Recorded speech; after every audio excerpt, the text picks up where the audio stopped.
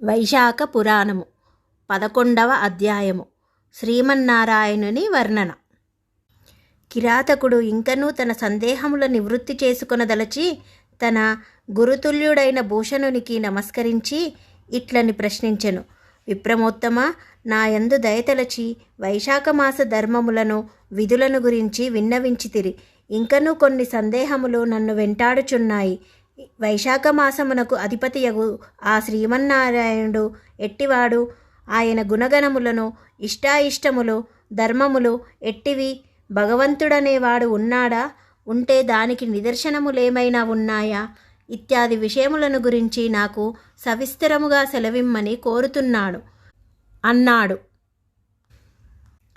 సద్గుణభూషణుడు శ్రీమన్నారాయణ్ణి మనస్సునందు ధ్యానించి ఆత్మాంజలి సమర్పించి కిరాతకునికి ఇట్లు చెప్పసాగాడు. శ్రీ మహావిష్ణువు సర్వాంతర్యామి. ఆయన లేని చోటు లేదు. మహా తేజస్సంపన్నులైన మునీశ్వరులకు, బ్రహ్మాది దేవతలకు కూడా అంతుదొరకని అచ్యుతడాయన. ఆయనను వర్ణించుట ఎవరితరమూ కాదు. ఆయన ఈ సకల చరాచర జీవరాశికి, సృష్టికి మూల పురుషుడు. జీవ నిర్జీవులలో కూడా ఆయన వెలుగొందుచుంటాడు. అంతము లేనివాడు. ఆకార సాకార నిరాకారమూర్తి. సర్వప్రాణులయందునూ జీవరూపములో ఉంటాడు. అతడు మహాశక్తివంతుడు. సృష్టి స్థితి లయకారుల్లో స్థితికారుల్లో స్థితికారుడాయను. సృష్టిని సృజించి పోషించుటయే అతని విధి. 14 లోకాలకు అనగా 7 ఊర్ధ్వలోకాలకు, 7 అధర్లోకాలకు కలిపి ఆయనే అధిపతి. మంచి చెడుల, పాపపుణ్యముల తారతమ్యముల నెరంగునదతడే. అతడు నిర్వికల్ప నిరాకార స్వరూపుడు. ఇతి మిత్తమగు స్వరూపము లేని తేజోమయ కాంతిపుంజము వంటివాడు. సచ్చిదానంద స్వరూపుడు. అతడే సర్వాంతర్యామి. సమస్తము నిండియున్నవాడు. అతడే ప్రకృతి స్వరూపుడై ఉన్నాడు. ఈ సమస్త సృష్టిలోని నదులు, సముద్రములు, ఆకాశము, భూమి, నక్షత్రాలు, వాయువు, నీరు, సమస్త వృక్షజాలము, పర్వతములు, కొండలు, సెలయేళ్ళు, జలపాతములు అన్నీయూ అతడే. సమస్త జంతుజాలమందును నిండియున్నాడు. ఆయన లేని తావు ఉండదనుట సత్యదూరము కానేరదు. బ్రహ్మము పరబ్రహ్మము కూడా ఆ శ్రీ మహావిష్ణువే. సమస్త జీవరాశుల కదలికలకు మూలపురుషుడు ఆ కమలాక్షుడే. సకల శాస్త్రములు, స్మృతులు, పురాణేతిహాసములు అన్నీయూ అతడే. ఈ 14 లోకాల్లోని జీవ నిర్జీవ రాశులన్నీయూ అతని అనుజ్ఞ ప్రకారమున నడవవలసిందే. సమస్త జీవులకు ప్రాణము ఆధారము. ఆ ప్రాణదాతయే శ్రీహరి అయ్యున్నాడు. శ్రీమన్నారాయణుడు తాను సృజించిన సృష్టినంతటినీ పరిశీలిస్తూ ఉంటాడు. అంతా తన కనుసన్నుల్లో నడుస్తూ ఉంటుంది. అతడు సర్వాంతర్యామి కనుక అతనికి తెలియనిది ఏమీ ఉండదు. అతడు అనంతుడు, అచ్యుతుడు, ఆశ్రితవత్సలుడు, అనంత తేజోమూర్తి స్వరూపుడు. ఆయనను వర్ణించుటకు ఎవరికినీ శక్యము కాదు. ఆయన తన భార్య లక్ష్మీదేవిని సహాయంగా తీసుకొని సమస్త లోకములు సంచరించుచుండును. దేవాదిదేవులకైనను అతని వర్ణింప శయ్యము కాదు. అంతటి మహాపురుషుడాయన. ఆయనే లోకములు, లోకములే ఆయన. కావున కిరాతక, భగవంతుడు నిర్వికార స్వరూపుడు. మనకు కనిపించేదంతా భగవత్ స్వరూపమే.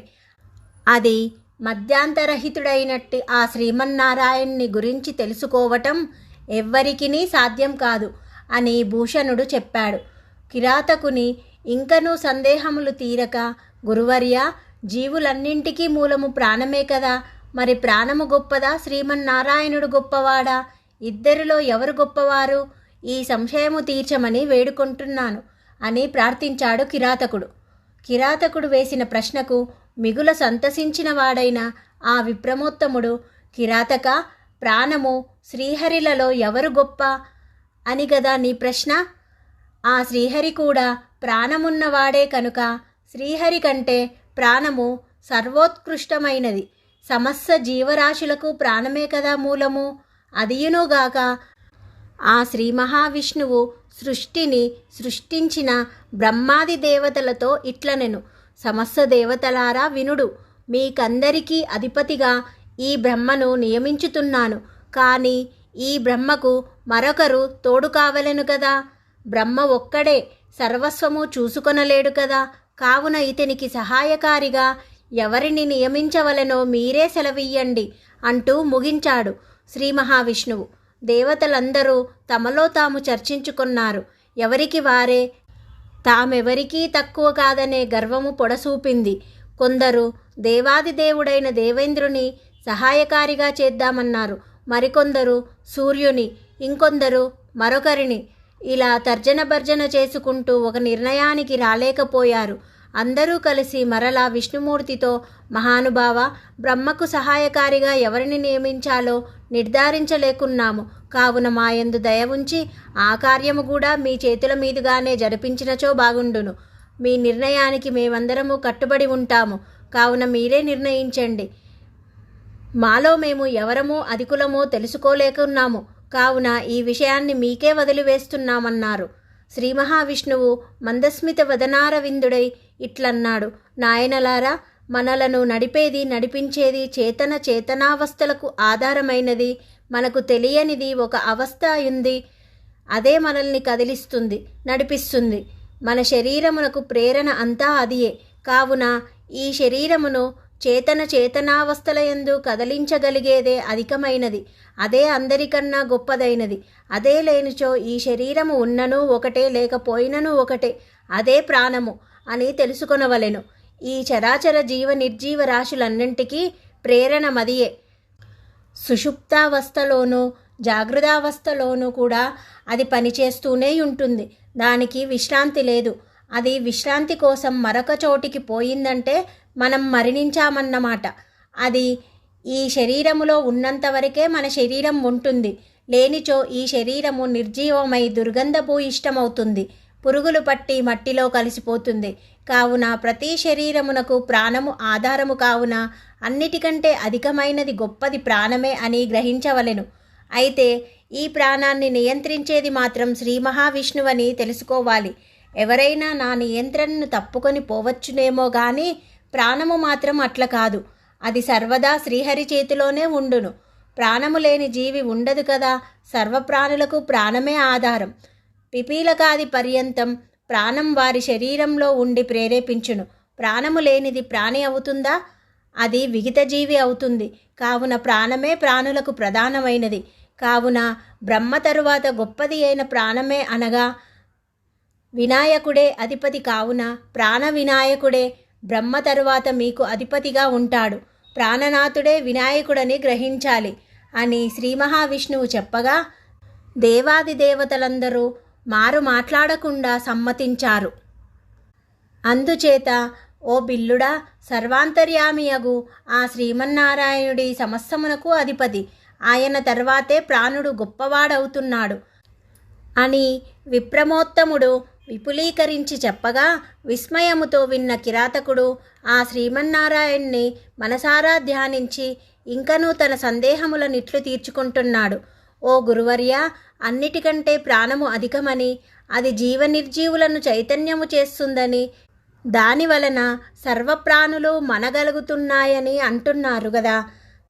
మరింతటి అత్యధిక ప్రాధాన్యత కలిగిన ప్రాణమునకు ప్రాముఖ్యత ఎలకలుగలేదు. గొప్పవారు, మహానుభావులైన పురాణ పురుషులు, అవతారమూర్తులు, మునీశ్వరులు, వేదాంగ కోవిదులు అయిన వారికి మాత్రమే ప్రాముఖ్యత, గొప్పదనం వస్తుంది. వీరందరికీ ప్రాణాధారమైన ప్రాణమునకు అంతటి పేరు ప్రఖ్యాతులు, గొప్పదనము ఎందువల్ల రావటం లేదు? కారణమేమిటి స్వామి అని కిరాతకుడు విప్రమోత్తముని ప్రశ్నించాడు. భూషణుడు ఇట్లు చెప్పసాగాడు.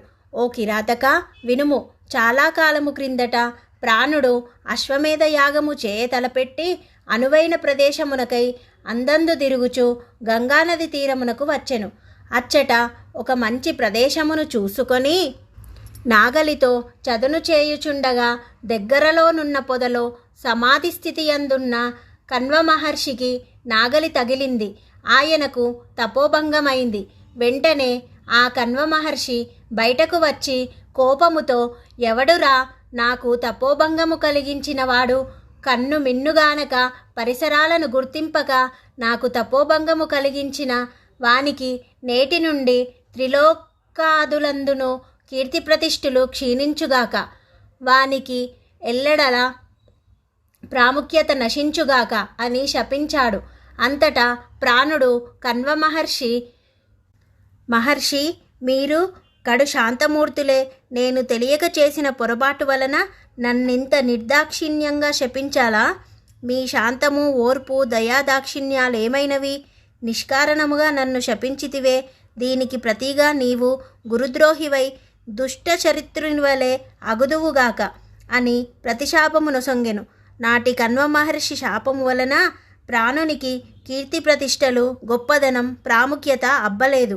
అవతారమూర్తులైన వారికిని, సంఘ సంస్కర్తలకు, సేవపరాయణులకు, మునీశ్వరులకు ఇత్యాది వారికి మాత్రమే కీర్తి ప్రతిష్టలు సంక్రమించాయి. అంతేకాని అన్నింటికీ ఆధారభూతమైన ప్రాణమునకు పేరు ప్రతిష్టలు రాలేదు అని విప్రమోత్తముడు కిరాతకునికి బోధించెను. 11వ రోజు పారాయణ భాగం సమాప్తం.